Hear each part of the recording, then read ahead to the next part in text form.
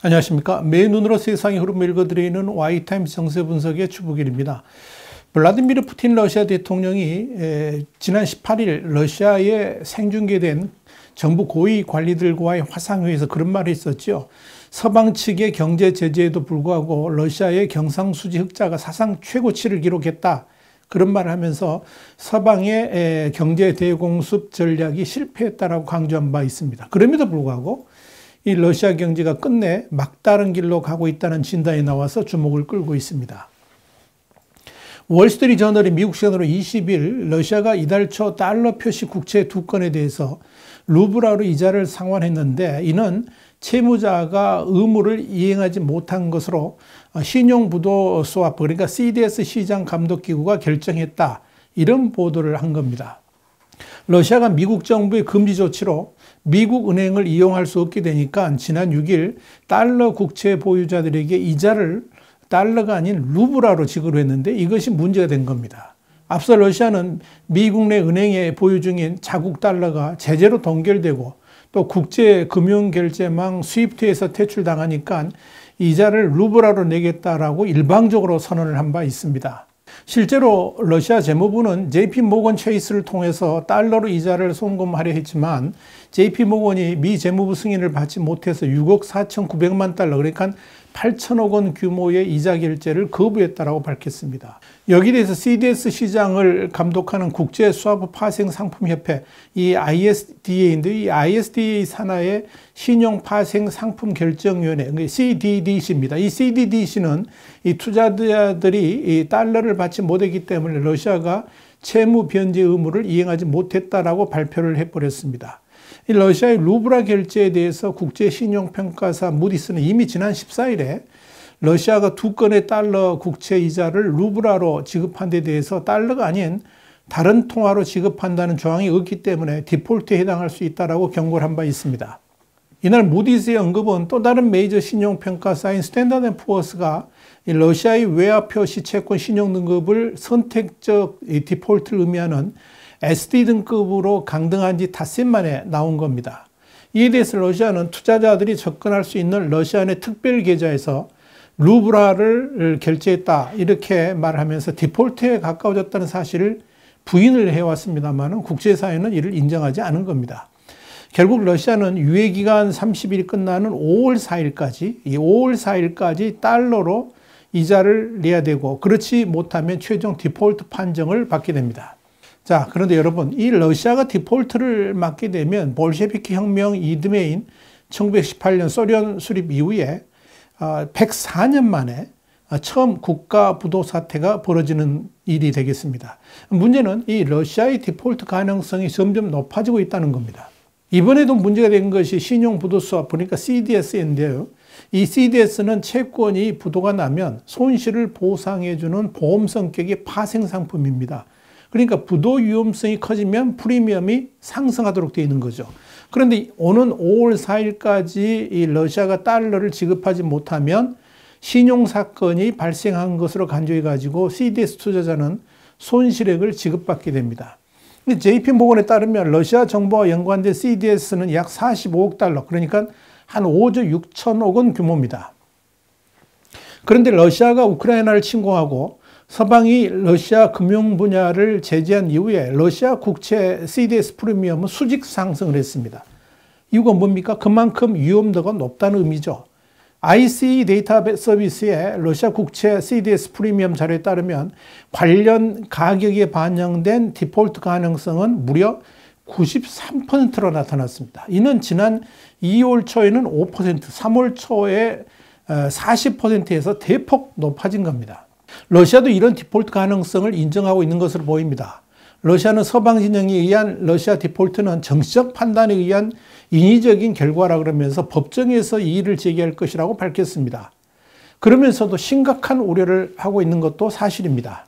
뉴욕타임스는 지난 16일자에서 러시아는 디폴트 상황이 도래할 것에 대해서 무겁게 보고 있다. 그러면서 러시아가 이 디폴트를 당하게 되면 러시아가 세계 시장으로부터 차입 비용이 급격히 상승을 하고 또 자본시장에서 차단당함으로 인해서 이 러시아 경제가 급격하게 위축될 것으로 전망하고 있다. 이렇게 보도를 했습니다.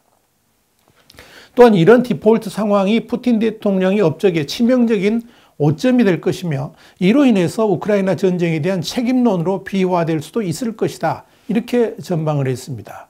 뉴욕타임스는 이어서 러시아 디폴트 가져오는 가장 큰 문제는 미국이나 유럽 등 국가들과의 비즈니스 관계가 단절되는 것이라 그러면서 러시아 국경 밖에서 돈을 융통하지 못하게 된다면 러시아의 미래도 없을 것이다. 이렇게 진단을 했습니다. 자, 문제는 러시아가 우크라이나 전쟁을 포기하고 패배를 인정하지 않는 한 러시아를 향한 제재는 계속될 것이라는 점입니다. 미국의 조 바이든 행정부는 4월 초 들어서 러시아가 미국의 은행들에 보유하고 있는 달러를 사용해 가지고 부채 상환을 하는 것을 차단하기 시작했었죠. 그런데 이건 러시아에게 엄청난 부담으로 다가오고 있는 겁니다. 뉴욕타임스는 이런 미국의 규제는 현재 러시아가 국내에 보유한 달러의 소진을 빠르게 함으로써 제재 효과를 높이기 위한 것이라 그러면서 러시아가 미국 금융기관에 보관된 러시아 정부 계좌의 자금을 사용하지 않는 한 러시아는 국가 부채에 대한 지불을 계속할 수는 없을 것이다. 이렇게 분석을 했습니다. 뉴욕타임스에 이어서 달러 채권 지급 유예 기간인 5월 4일이 지나면 곧이어 5월 25일에도 상당한 규모의 상환이 밀려들게 되는데 러시아는 결국 그런 채무 상환을 할 수 없게 될 것이다. 이렇게 내다봤습니다. 신용파생 상품 결정위원회 그러니까 CDDC는 이미 국영 러시아 철도공사 그러니까 RZD에 대해서 디폴트를 선언한 바 있습니다. 이 러시아 철도공사가 지난달 14일 만기가 도래한 스위스 프랑 채권 이자를 유예기간 10일이 지나서도 지급하지 못해가지고 신용위험 사건이 발생했다라고 결정을 한 겁니다. 러시아 철도공사가 디폴트에 처하게 된 것은 미국 백악관이 자국 시장에서 자금 조달을 금지한 러시아의 주요 13개 기업 중 한 곳이기 때문에 그렇습니다.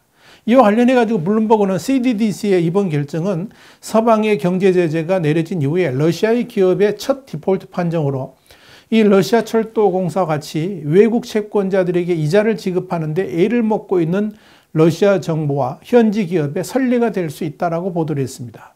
자, 이런 측면에서 이 자산 운용사 24 에셋 매니지먼트의 게리 커크 신흥시장 포트폴리오 매니저가 이제 러시아의 기술적 디폴트가 거의 불가피한 단계에 이르렀다라고 말을 한 겁니다.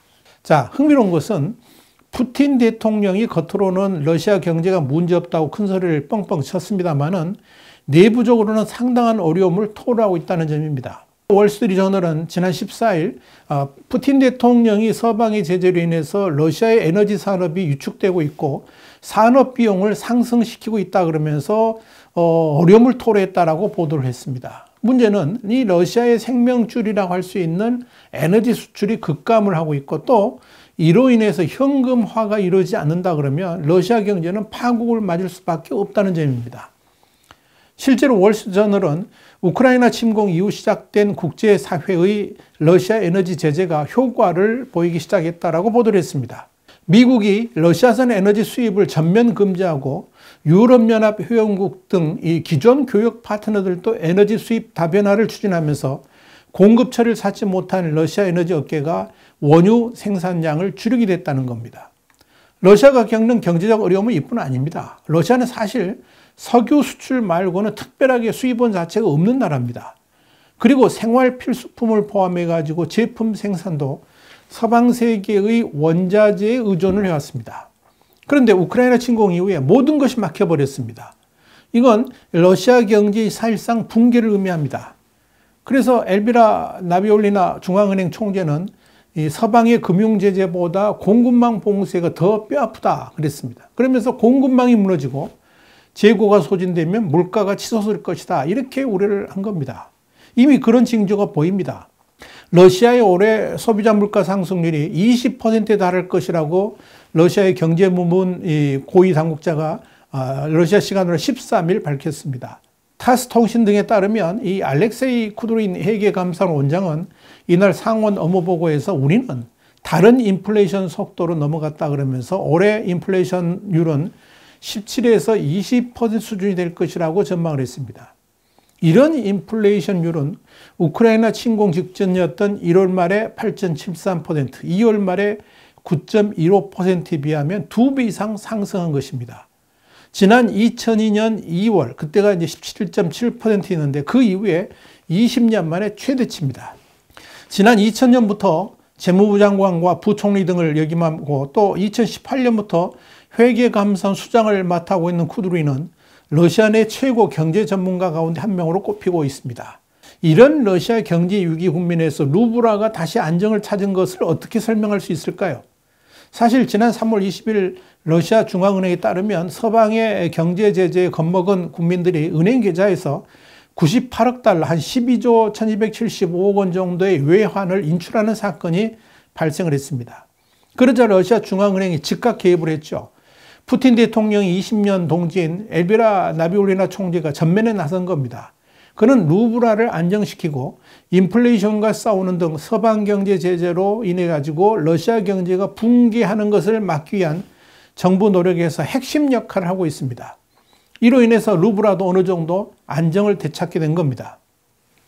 그러나 이런 현상은 한시적이고 공허한 승리라는 평가가 나옵니다. 왜냐? 이 나비울리나 총재는 루블 안정을 위해서 해외 송금을 제한하고 외국 고객과 거래하는 러시아 기업들에게 달러 등 경화, 그러니까 국제 결제에 사용될 수 있는 통화 수입의 80%를 루블화로 바꾸도록 했습니다. 그래서 경제 제재로 고립된 러시아의 또 하나의 새로운 장벽을 한 번 더 쌓은 겁니다. 그러나 이런 조치들은 2006년 러시아가 자본 통제를 폐지하고 2014년 자신이 루블화를 자유 변동 환율 통화로 만들었던 것 같은 수년간 추진해왔던 자유주의 경제 정책을 명령과 통제 방식으로 다시 바꿔버렸다 하는 거죠. 그러니까 그동안 러시아가 세계 경제에 편입하기 위해서 8년 넘게 공들여왔던 조치들을 이번에 어쩔 수 없이 완전히 뒤집어 엎어버린 겁니다. 자, 문제는 지금 러시아의 경제 상황이 최악으로 치닫고 있다는 겁니다. 인플레이션도 문제고 공장의 조업 중단으로 일자리도 사라졌고요. 이로 인해서 올해 러시아 경제는 최소 마이너스 10% 성장할 것으로 예상이 됩니다. 그것도 러시아 내부의 판단이 그렇습니다. 세계은행의 전망치는 마이너스 11.2%입니다. 또한 러시아의 국내 총생산, 그러니까 GDP는 무려 28%나 역성장할 것이다. 이런 전망도 나왔습니다. 일본의 니케이 아시아가 지난 11일 보도한 내용이 그렇습니다. 자, 이런 상황에서 루블화의 일시적 안정이란 아무런 의미가 없습니다. 특히 다가올 러시아의 디폴트는 루블화 안정이라는 판 자체를 완전히 뒤흔들게 될 겁니다. 그렇다면 방법도 없고요. 결과는 뻔하다 하는 이야기죠. 이렇게 러시아 경제는 파국으로 흘러가고 있습니다. 이런 전망을 다들 하고 있는데 오직 크렘린궁만 모르고 있다는 것이 문제입니다. 와이타임 정세 분석이었습니다. 다음 시간에 다시 뵙겠습니다. 감사합니다.